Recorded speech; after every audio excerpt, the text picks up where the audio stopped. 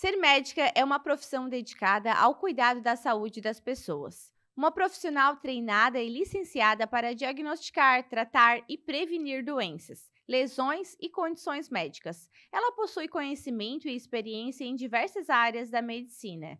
Ser médica requer habilidades técnicas, conhecimento científico, empatia, habilidades de comunicação e trabalho em equipe. Hoje, nosso entrevistando, eu recebo a doutora Cíntia. E hoje, nosso entrevistando, eu recebo ela, a doutora Cíntia. Tudo bem? Tudo bem. Seja muito bem-vinda. Um prazer te receber aqui. Obrigada, Kellen. Obrigada pelo convite. E aí, claro que eu vou pedir para te se apresentar. Quem é a Cíntia? Então, a Cíntia é uma mulher de 34 anos. Eu sou mãe da Amabile, sou casada com o Júnior e sou médica formada há 10 anos. Trabalhei durante 8 anos e meio com emergência, quase 9 anos com emergência médica, SAMU, CCR. E depois, esses últimos 2 anos, mais ou menos, 1 ano e meio, e que eu tô só no consultório. Larguei um pouco a emergência. Emergência é uma vida muito corrida, assim, né? Apesar de ser uma delícia, muita descarga de adrenalina, assim. 8 anos para ficar, acho que tu Gostava, né? gostava um pouco, né? Eu fiz pós-graduação em emergência, né? Eu tava com mais ou menos 2, 3 anos de formada, eu vi a necessidade de me aprofundar mais na emergência. Porque quando um paciente vai procurar um atendimento para um clínico, por exemplo, no consultório, ele escolhe quem ele quer. Só que quando tu tá na emergência, o paciente não tem opção de escolher quem ele quer. É quem está lá disponível para atendê-lo. Mas eu tenho opção de ser a melhor pessoa para ele, né? De eu estar atualizada, de eu saber o que fazer numa linha muito tênue entre vida e morte. Então, eu preciso ser a melhor. Por isso que eu fiz a pós-graduação em emergência. Cíntia, e esse sonho de se formar em medicina veio desde sempre? Como é que surgiu esse amor à medicina? O meu pai é médico, né? Então, eu sempre via... O cheiro de centro cirúrgico me lembra cheiro de pai, olha. Ai, olha só. Porque a medicina sempre teve muito presente na minha vida, né? Meu pai, ele era um dos únicos anestesistas do hospital regional, na época que o hospital começou a abrir a UTI, meu pai que ajudou a fundar a UTI do regional. Então, o centro cirúrgico também, antes era só clínico, então meu pai fazia eventualmente alguns plantões em emergência, ele era anestesista do centro cirúrgico. Então, tem uma cirurgia de emergência, um apendicite, um acidente, um isso, um aquilo. Então, eles ligavam pra ele, ele saía de sobreaviso e ele voltava com aquele cheiro de centro cirúrgico, aquele Quantos cheiro anos de você pai. tinha, assim, que tu lembra? Desde que eu nasci, meu pai... Mas quando você, claro, Que eu lembro, acho que uns 5 anos. que tu começou a observar, Aham, sim. desde os 5, já foi Uns 4, observando. 5 aninhos, Que aham. bacana. Mas aí foi uma inspiração, realmente, né? Ver o teu pai. E aí começou a estudar. E aí tu viu assim, isso é pra É mim isso que eu mesmo. quero, Tu sentiu que é. Que tem disso, né, Cíntia? Tem. Quando eu tinha mais ou menos uns 12 anos, o meu pai achava, assim, aquela coisa de, vamos só com mulheres, então a mamãe que vai explicar certinho como é que funciona a parte da menstruação e tal, pra não ser mãe cedo, porque tem que estudar. E ele achava que com 12 anos, realmente eu ia entrar na puberdade, né? Já estava na puberdade e que logo, logo eu iria menstruar. Então, o que ele fez? Assim, Cintia, eu vou te levar no centro cirúrgico de um hospital aqui do interior, se não me engano, foi no Timbé do Sul. Ele falou assim: vou te levar lá, tu vai ver uma cesárea e um parto normal. Não 12 anos. acredito. Aham. É porque ele queria que eu não engravidasse cedo, né? Aham. E meu pai, na verdade, ele nunca me encorajou muito a ser médica. Ele achava que era uma vida muito sofrida, assim, do tipo, fica muito longe da família. Mas eu acho que dá pra conciliar. Hoje eu consigo conciliar muito bem. Fico mais tempo Uhum. com a família do que saio. Mas então, daí eu fui lá no centro cirúrgico, né? Aí aquela cesárea, assim, aquela agulha deste E aí tamanho. tu lembra até hoje? Lembro tudo, imagina. Aí foi aquela agulha, e eu assim, meu Deus, e ficava assim, né? E aquele corte na barriga gigante, 12 anos. E daí o parto normal depois. E o parto normal, ele simplesmente ele pegou o melhor dia, realmente, pra eu não engravidar, porque era pra eu não querer ser mãe cedo, porque ele pegou um parto com distócia. Distócia é um parto sofrido, sabe? Que a mulher falava assim, ó, a cabeça tava quase pra fora, e ela falava, eu não quero mais, bota pra dentro de volta. Enfim, Acabou o parto e a cesárea, a gente entrou no carro, ele botou a mão na minha coxa e falou assim, Cintinha, então, o que que tu aprendeu com isso hoje? Assim, pai, eu quero ser obstetra. Dele, não, Cíntia, tu entendeu que não é pra engravidar cedo, né? Assim, entendi. Gente, que legal. Mas deu certo, né? Deu certo, tu sabe Não que da maneira que ele queria, mas muito não tive melhor. filho cedo, eu tive Né? filho com 29, Aham. depois da faculdade. E eu entrei na faculdade querendo ser obstetra por conta desse evento. Gente, E que me legal essa formei história. achando que eu queria ser obstetra realmente. E aí? No meio do caminho, o que No aconteceu? meio do caminho, eu me apaixonei pela emergência de uma forma. Porque assim, ó, os pacientes chegavam com dor e eu conseguia tirar a dor deles. Isso era na fase do estágio? Isso, não, formada mesmo, formada. formada? Aham. Quando eu me formei na faculdade, eu achava que eu ia ser obstetra. Eu ia fazer o Até meu o fim pezinho do... de meia. Entendi. Eu ia fazer o meu pezinho de meia e tal pra conseguir entrar na residência, porque residência tu não ganha bem. Aham. É salário mínimo, assim, é um negócio muito sofrido. E tu trabalha igual um cavalo. Então eu queria fazer um pezinho de meia pra conseguir comprar um carro, conseguir, né, ter a minha vida. Só que eu me apaixonei pela emergência. Se simplesmente chegar uma parada cardíaca e eu conseguir reanimar um paciente, sabe? Com todo o conhecimento, uma arritmia, parte cardíaca me chamou muito a atenção, que eu cheguei há um tempo querer a cardiologia intensivista, cardiointensivismo, de tanto que eu gostei. Inclusive, o cirurgião cardíaco do Hospital São José já me convidou para trabalhar com ele para passar visita nos internados dele, porque ele sabe o quanto que eu gosto de cardio e precisa ter um clínico lá que saiba manejar tudo, né?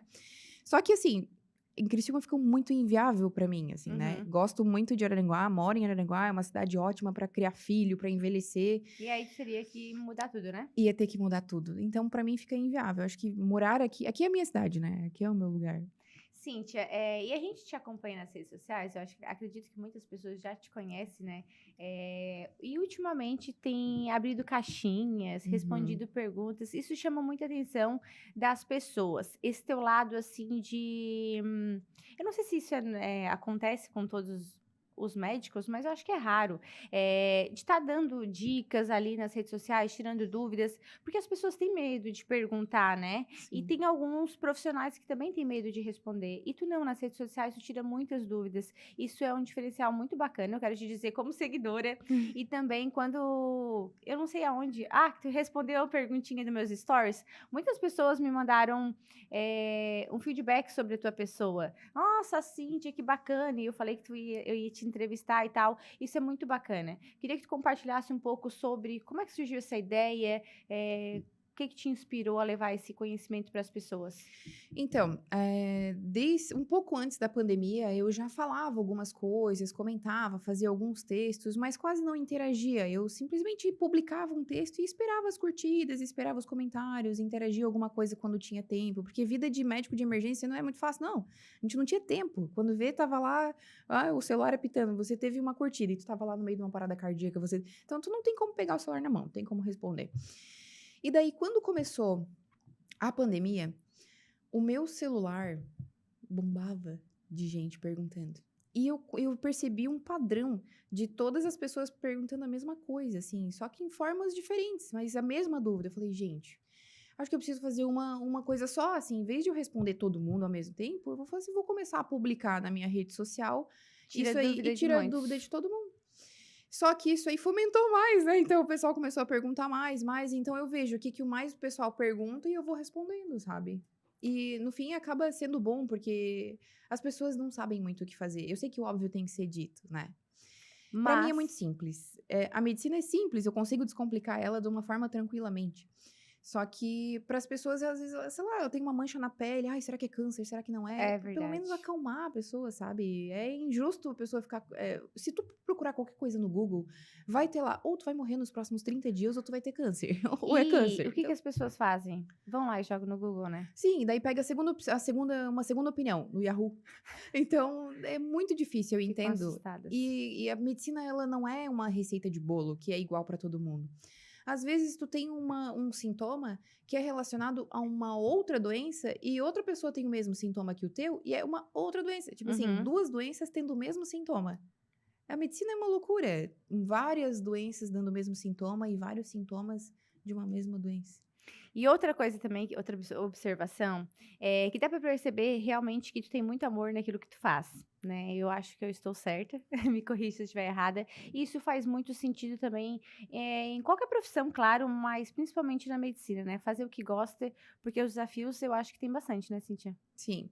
Existem alguns preceitos na medicina que a gente tem que ter. Primeiro, tu tem que ter simpatia com o teu paciente, né?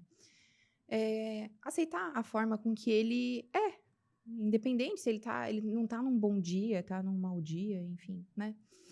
Empatia, perceber o outro. Então, perceber que ele tá lá quietinho, ele tá, sei lá, tá diferente, ele tá com uma mão no peito, ele tá com dor, ele tá com uma face de dor, ele tá chorando, o que que tá acontecendo? E compaixão, se pôr no lugar do outro. O que que eu gostaria que fizessem comigo? Eu sei que a vida é muito corrida do médico de emergência, dos médicos em si, eles estão abarrotados de pacientes em consultório e às vezes a gente perde um pouco isso, né? E essa compaixão vai fazer com que tu nunca deixe um paciente na mão. 90% dos processos que a gente tem, processos médicos, não são por erro médico. São por falta de conversa, falta de diálogo entre o paciente e o médico. Porque nenhum médico se formou para querer matar pessoas. Claro, um psicopata talvez, mas isso não é regra, né? Ser sociopata não é regra. Agora, me formei, dei o meu melhor e o paciente não soube e ele morreu. Tu não vai saber. O paciente vai querer te processar porque vai achar que tu não deu o melhor porque ele morreu. Agora, durante todo o processo, eu conversei com a família, falei assim, olha, não é fácil. Se vocês têm fé, 1% de chance que a gente tenha, vocês vão ter que ter 99% de fé. Então, vamos rezar, é isso que a gente precisa fazer, eu tô dando o meu melhor. Aí a coisa muda. O paciente vê, mesmo que ele tenha morrido, ele fala assim, mas eu sei que ela tentou de tudo para salvar o meu pai, para salvar minha mãe. Porque eu me ponho no lugar do paciente. E todo médico deveria fazer isso. E acho que faz, só que às vezes esquece por conta da correria, do estresse. Mas se pôr no lugar, como eu gostaria que tal médico tratasse a minha mãe? Com respeito, com humanidade, com consideração. Se põe no lugar e pronto. Tu nunca vai errar se tu te pôr no lugar de alguém. Sensacional. A gente vai fazer uma paradinha para tomar uma aguinha e a Cíntia tomar um cafezinho, mas a gente já volta.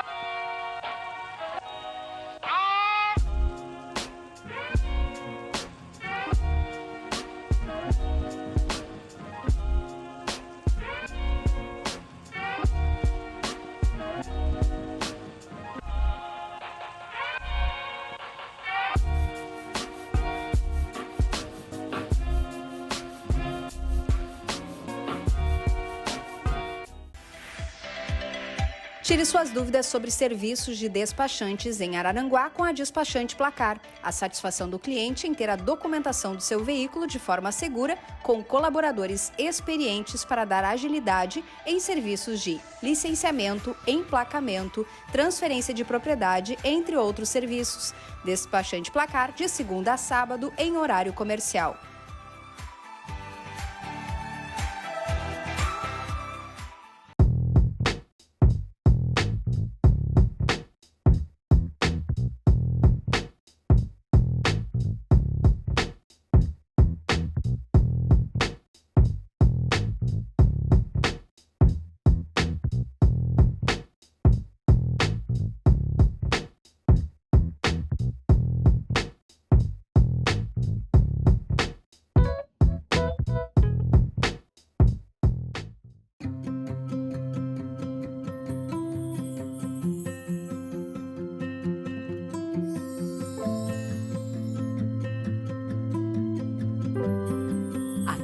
Você vai se sentir em casa. No Center Shopping é assim. Um shopping moderno, completo e aconchegante, com crediário próprio, cinema 3D, praça de alimentação completa e mais de 70 lojas. Isso é Center Shopping Araranguá. Você vai se sentir em casa. E E já estamos de volta para continuar esse bate-papo, que vai ser pequeno, porque a doutora tem muita coisa para compartilhar, né? Tão jovem, 34, meu Deus, e já com tanta experiência e tanta bagagem, né? Cíntia, claro que eu tenho que perguntar, duas perguntas aqui que eu sempre faço para os profissionais. O maior desafio na tua carreira, e aí depois, se quiser me contar uma história emocionante também. Tá. O maior desafio na minha carreira foi a pandemia. Eu jamais achei que fosse passar por Que tu trabalhava na emergência, né? Trabalhava em emergência. Eu jamais pensei que fosse passar por algo que a gente tivesse tanto medo sem enxergar esse ser, sabe? Sem saber de onde veio. Quando a pandemia surgiu, a gente não sabia se ela ia ser tipo um ebola, que tem uma alta letalidade, ou se ia ser como um H1N1, bom, era um vírus. E daí saiu muitos boatos, assim, muitos estudos. Porque ele muta semelhante ao HIV, muta mais que o HIV, ele faz uma imunossupressão, ele baixa a imunidade, ele isso e aqui a gente, meu Deus. Tu sabe que a maior venda de seguros de vida aconteceu na pandemia, né? Inclusive, você fez. Fiz 2. 2? Aham, de tanto medo. Nossa. Porque imagina, os estudos mostravam assim, ó, e ainda é hoje. Quanto maior a carga viral, quanto maior o contato com o Covid, mais sintomas tu tens. E daí? E aí vocês, profissionais, Todo a linha dia. de frente, que Todo medo. dia entrando em contato com o Covid. E não só isso, daí, tô com uma dor de garganta. A pessoa, tem que mostrar a garganta. E daí tu fica lá, ela esbaforando na tua cara. É Covid assim, ó. Tu podia botar qualquer roupa, aquela capa, aquela full face, aquela máscara full face. Tu podia botar qualquer coisa. Não adianta.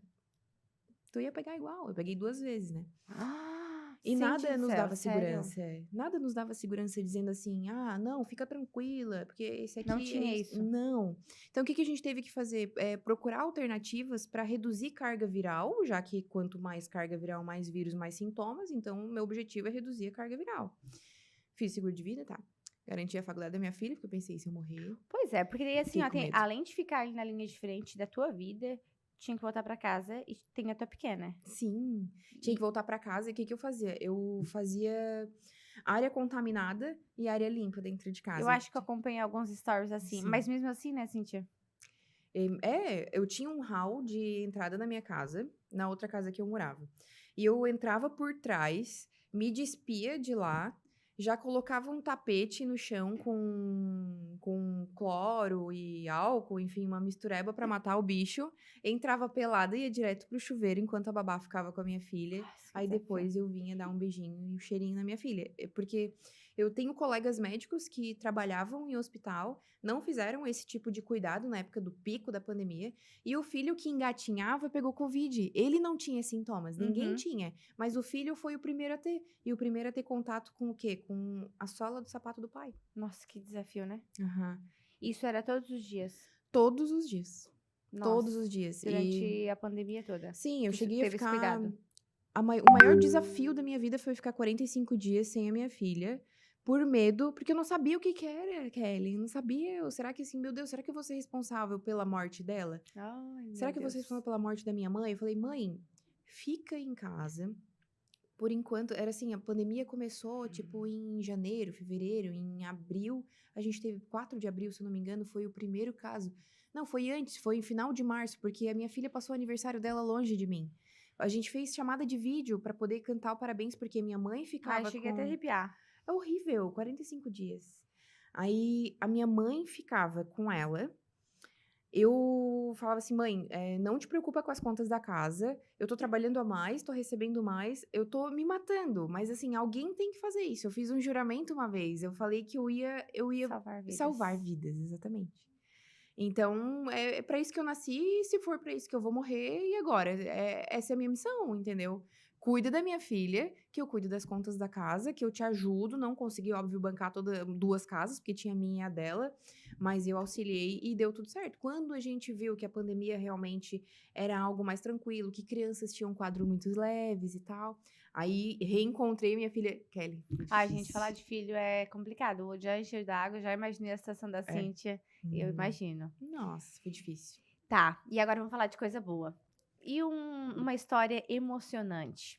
Nesses 10 anos, trabalhando na emergência, tem várias, tenho certeza, mas alguma em específica para compartilhar com a gente, né? Vamos falar uma de coisa boa.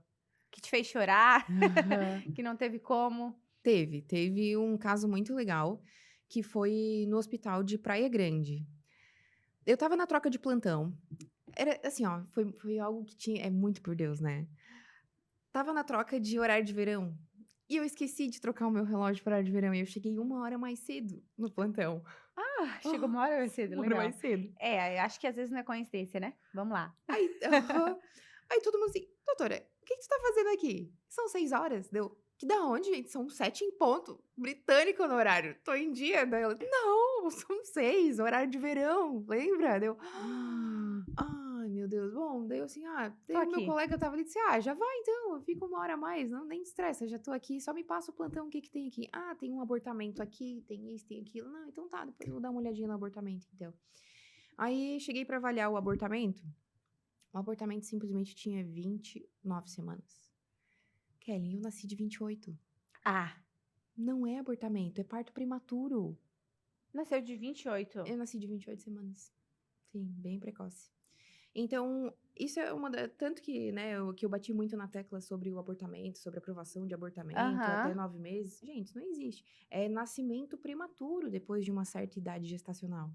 E 29 semanas é nascimento prematuro. Ok. Então, vamos lá. Já outro pensamento aí, assim, o teu cérebro começa a pensar, e, bom, agora eu já tenho que pensar em um bebê que vai nascer vivo, né? Só que eu não tenho UTI neonatal aqui na Praia Grande. Preciso ligar pro SAMU. Ok, vou dar uma organizada em tudo.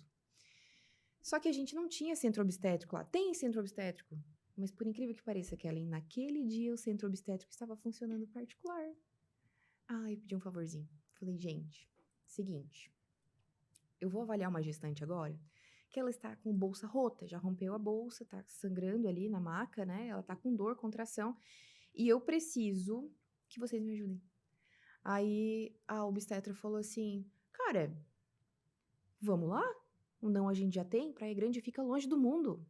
A gente não tem ele ponto lá, não tinha nada. E a obstetra, cara, vamos lá, eu topo.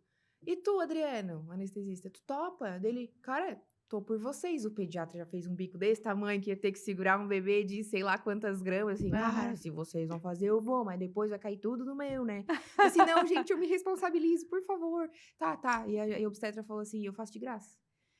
Aí o pediatra falou assim, não vou cobrar, né? Aí o Adriano anestésico falou assim, fechou, vamos salvar essas 2 vidas. Porque não era uma só. Era 2. Quando eu fiz o toque vaginal, aquela mãozinha do bebê e a perna estavam no canal vaginal e elas pegaram no meu dedo. Mentira. Ai, gente. O bebê tava vivo. Aí eu falei pra menina, eu falei assim, Kate, o nome dela. Kate, o bebê tá vivo? Não é um aborto. Ela assim, ai meu Deus, eu não acredito. Sim, ele tá vivo, ele tá... E tu vai ter ele aqui no hospital. Chora, Kelly, chora. Ai, gente. Que coisa mais linda. Sim. Quando a gente subiu, foi todo mundo na maca e tal, e eu assim, meu Deus, parecia que o filho era meu, né? Porque assim, tava eu ia conseguir salvar aquela vida. E a gente não tinha centro obstétrico. Bom, chegamos lá e quando a obstetra cortou a barriga da mãe, ela procurava o bebê era muito pequenininho, procurava e tinha sangue, e tinha tudo. Quando ela puxou por um pé assim, né? Achei! A criança, ué! Um choro bem forte, bem forte. Desse, é menino. Então tá. A mãe teve uma parada respiratória na hora. O Adriano já, rápido, já conseguiu reanimar. Ela já voltou na hora. E o bebê veio, botaram aonde? No meu colo, né? Aí eu assim, aquele neném, aquele tico. Aí eu assim, tá, e agora? Vamos entubar? Daí o pediatra assim, vamos entubar, a gente tem que fazer. Chora, é muito emocionante. Gente, é porque eu já imagino a história, eu já começo... Sim, foi emocionante. Aí eu consegui ligar pro SAMU, consegui transporte com UTI neonatal. A mãe ficou com a gente, o bebê foi. O bebê tá vivo hoje. Tem 4 aninhos. Gente, sensacional, né? Eu acho que uma das missões de médico... Sim. Tudo vale a pena, né, Cíntia? Sim, vale. Não era pra me chorar, mas eu já comecei a imaginar que a cena, quando isso que pegou no teu dedo, meu Deus. Foi. Teve outro caso muito emocionante aqui em Araranguá, faz exatos 5 anos. Eu tava na emergência e tava num rolo de tem pediatra, não tem pediatra. Tanto que foi depois dessa época que parou de ter pediatra que o clínico começou a atender. Também com bebê. E chegaram pra mim com um bebê no colo. Era um bebê que era prematuro, mas ele tinha, tipo, algumas semanas, 2, 3 semanas de vida, né? Tava pálido, tava gelado, ele tava muito estranho. Aí falou assim, doutora, assim, ó, tu pode avaliar? A enfermeira chegou pra mim, tu pode avaliar? Porque o pediatra liberou pra casa. Eu falei, tá, mas tu sabe que eu atendo adulto, né? Ela assim, mas por favor, avalie. Eu disse, não, imagina, óbvio que eu vou avaliar. Por sorte, eu tinha feito o PAUS. Eu tinha feito PAUS. E o PAUS é Pediatric Life Support, né? Atendimento pediátrico de suporte de vida, de emergência. E eu sabia o que fazer, caso tivesse alguma parada cardíaca num bebê, as drogas que precisava utilizar e tudo mais. Eu tinha feito na minha pós-graduação, eu tava fazendo pós-graduação, eu tinha feito, fazia tipo umas 2 semanas. E daí eu peguei aquele bebê no colo, fiz a ausculta pulmonar, ronco, um pulmão bem assim, respirando bem curtinho. Aí tu vai fazer os testes de reflexo, ele não tinha reflexo, ele tava prestes a ter uma parada cardíaca, ia morrer. Aí eu assim, tá, e a UTI neonatal tinha recém-aberto no regional, assim, é pra lá, né, gente, esse paciente aqui é de UTI, muito grave. Peguei ele no colo e fui, no meio da... Kelly, ele teve uma parada cardíaca no meu colo. No meio, ele cerebrou assim, e parou. Eu, com ele no colo, comecei a fazer reanimação cardíaca, né, daí eu cheguei na UTI neonatal, assim, gente, tô com o bebê parado. Aí, assim, preciso do tubo, daí preciso disso, preciso daquilo, preciso do acesso, preciso daquilo outro. Daqui a pouco chega a pediatra neonatal e eu reanimando. Não, bota aqui na maca, já vamos lá, já entuba e tal. Entubaram, aspiraram, tinha muito leite no pulmão. Leite, vários ml de leite. E o bebê voltou. 3 minutinhos depois, ele teve outra parada cardíaca. Continuamos reanimando. Enfim, não era da UTI neonatal, porque não era um prematuro recém-nascido. Ele já tinha algumas semanas, como se fosse, né? Não era adulto e também não era do pediatra, porque eu que assumi a bronca. Quando a gente quer muito alguma coisa, a gente tem que querer o problema que aquilo nos traz. E eu peguei esse problema pra mim. Então tá, gente, se ninguém vai ficar, essa é a minha responsabilidade, vou botar embaixo da minha asa. Peguei no meu consultório, coloquei a maca aquecida, a criança entubada do meu lado, aqui, ó. Botei, liguei pro SAMU, consegui transporte e tudo mais. Nunca mais ouvi falar dessa criança. E mais ou menos uns 3 anos depois, eu recebo uma foto da babá, né, com a minha filha, com um menininho de mão dada. Não. Era ele. Meu Deus. Era ele. É a coisa mais queridinha. E no fim, eu não sabia, mas eu sou, tipo, conhecida, amiga da Mari Dal Ponte, que é a avó da criança. Nossa, quanta coincidência, né? Mas tu se doou como se fosse Como se aquela fosse coisa, meu. né? E aí tu já era mãe, né? Nessas histórias todas, né? Já, na verdade, o Davi e a Mabi, que é minha filha, eles têm diferença de meses. Nossa. Assim, o Davi tinha nascido... Eu não sei se acho que o Davi deve ser, tipo, alguns dias ou semanas mais velho, alguma coisa assim. É, tipo, é muito, muito perto. A Mabi era recém-nascida e eu tava fazendo plantão na emergência. Eu fiquei um pouco desestabilizada, mas assim, muito. A gente fica com orgulho de saber que tem pessoas assim tão humanas assim como você. E com certeza eu acredito que tu não tem dúvidas que tu nasceu para isso, né? Para salvar pessoas, salvar vidas, né, Cíntia? Medicina é uma missão, né? Eu sempre falo que se aquilo que tu faz, se a tua missão, ela não muda a vida das pessoas, ela não transforma a vida das pessoas, não importa o que tu faça. Tu pode ser um tatuador, mas seja o melhor tatuador. Tu é apresentador de TV, seja o melhor. Seja o melhor, dá o teu melhor. Te põe no lugar de como tu gostaria que a pessoa que recebe aquilo que tu dá, gostaria de ver, gostaria de receber. Então, se a tua missão, ela não transforma a vida das pessoas, tu tá no lugar errado. E as pessoas precisam entender isso, qual é a sua missão. Porque a gente vive muito melhor, a gente deita a cabecinha no travesseiro e acorda depois, no dia seguinte, com um estímulo para continuar, sabe? Faz com que fique um pouco mais leve essa passagem por aqui, né? A vida é mais leve, fica mais leve. Cíntia, e no teu consultório hoje, quais as queixas mais procuradas hoje? Suplementação vitamínica. O que acontece com esse povo? Então, é que nem sempre tu não te alimenta bem. sabe? Eventualmente tu pode te alimentar bem, mas é que a quantidade do quanto tu deveria absorver, às vezes não acontece. Por exemplo, eu tenho uma gastrite, ou tirei a vesícula, ou fiz uma bariátrica. Tu tem não só um estômago para absorver o alimento, tu tem o teu corpo inteiro que metaboliza aqueles suplementos. Então, às vezes, tu não consegue absorver bem a B12. Eu sou vegetariano. Pô, vegetariano tem uma deficiência de B12 e de ferro absurda, porque a maior fonte de ferro e B12, vitaminas do complexo B, é a carne vermelha. E tudo bem, a gente tem que respeitar. Vou, de novo, ter aquela compaixão, vou me pôr no lugar do outro. Sim, bom, mas eu respeito os animais, eu não quero comer carne. Ok, vamos suplementar. Então, vamos fazer. Eu faço muito soroterapia, que é vitamina na veia, que é muito rápida a absorção, não tem a passagem de estômago, né? Não vai mexer com pH gástrico. Porque, assim, 80% das vitaminas, dos suplementos, dos minerais que tu toma, né, são absorvidos no duodeno, no jejum e no ilho, que é a parte do intestino. E se tu tem uma desbiose, se tu tem, sei lá, uma alteração gastrointestinal, tipo Não uma recebe diarreia, essas tu vitaminas. não absorve. E quando que eu devo procurar um médico? Então, não é só quando a gente tem queixa, né? Quando a gente tá com algum problema, mas... O certo seria... o certo...